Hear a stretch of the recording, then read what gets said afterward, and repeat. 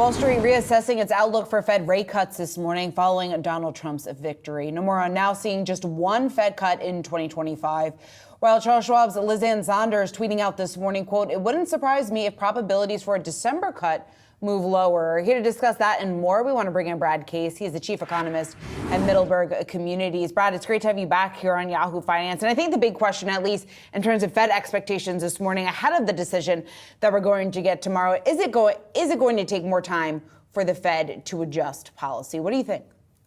Well, I think so. I think the economy, as your viewers know, has been strong and resilient for several years. And it's still, I think, too strong to justify significant rate cuts. However, the FOMC members have said that they do think rates should be lower. And so it's possible that they will continue lowering rates, but increase their quantitative tightening policy, their balance sheet management, which will really have the same result as tightening rates in terms of pulling back on consumption and in particular investment.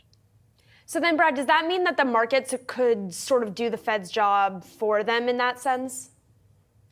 Well, I mean, I think if you think in particular for the housing business, which is what I'm in, if you think about what it takes to provide housing and address affordability issues, there are really four components.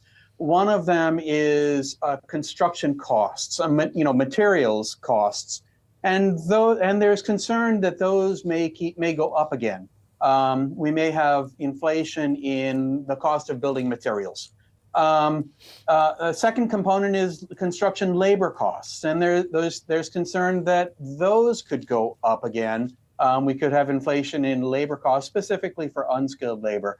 The third is financing costs, and that's what the Fed affects most directly. But a component of financing is the concern about ongoing inflation. And that's what I think, there is a risk of reigniting inflation. And the fourth component for rental housing is operating costs, especially insurance. And that's going to continue to be a concern, especially with increased climate-related damage. Brad, do you see the cost of housing, I guess overall, and factoring in all those factors that you just listed there, do you see the cost of housing then going up under Trump? I do. To what degree? I think that if it doesn't, then the reason it won't is because of an increased concern that house prices may decline. They're so inflated right now, and so when we talk about affordability, we talk about sort of how to get out of this affordability problem. The way to get out of it is to increase supply, but of course that could have the effect of reducing house prices. And if people who are thinking about buying a house are concerned that the value of their asset may go down, then that may actually cause the value of the house to go down. So that's a risk going ahead. We haven't had a significant decline in house prices since the great financial crisis, and I hope we're not going into something else like that. But when we see how inflated house prices are right now, and when we see that the possibility of addressing the problem through greater construction is just difficult, I think there's a real risk that a downturn in house prices may be in our way. Brad, do you see a real plan from Trump or who could make up his team? Do you expect, it hasn't sounded like it so far, that housing affordability is going to be a top priority? And then if it's not, then what that says just about the extent that we could see in terms of the uptick of home prices? Yeah, it hasn't been a major focus of his campaign or really either campaign. And it's important to remember that the solution to housing does not come from the federal government, even from the Federal Reserve.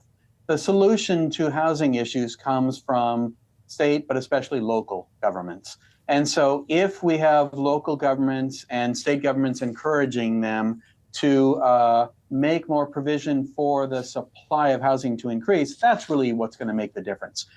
We simply are in a cycle in this country where people want to move out from their parents' basement. They want to move out from living with their fraternity brothers. And so they want to form their own households, and we just have to be able to provide housing for them.